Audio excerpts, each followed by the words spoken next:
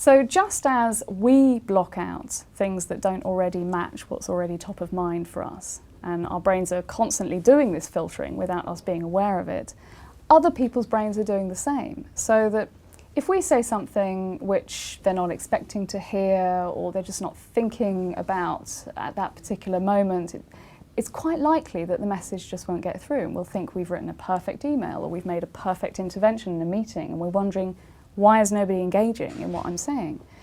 But science is quite clear on some techniques that actually help us break through people's filters and get our messages noticed. So, for example, it really helps to make the message inherently rewarding to engage with. And it turns out that positive novelty is a very rewarding thing for people. So thinking about how can you get your message across in an interesting way.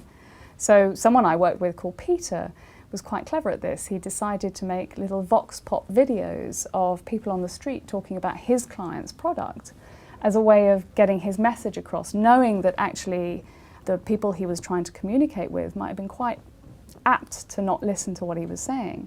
Suddenly there's a video of people on the street. It's kind of interesting, it's kind of novel. They're paying a bit more attention.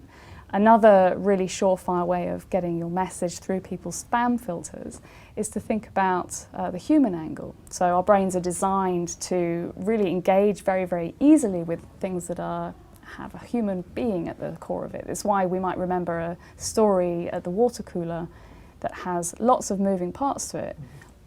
Asked to remember a list of 12 things, which has actually less information in it, it's much harder because it's just dry, it's abstract. So actually figuring out how to get your story to describe the human being who's going to benefit from whatever it is you're saying. So if you've got an idea, don't just lay out the numbers. I mean, the numbers are important, but paint the picture of the individual whose life is going to be better as a result and how it's going to be better. It's not hokey, it's just how people's brains are designed.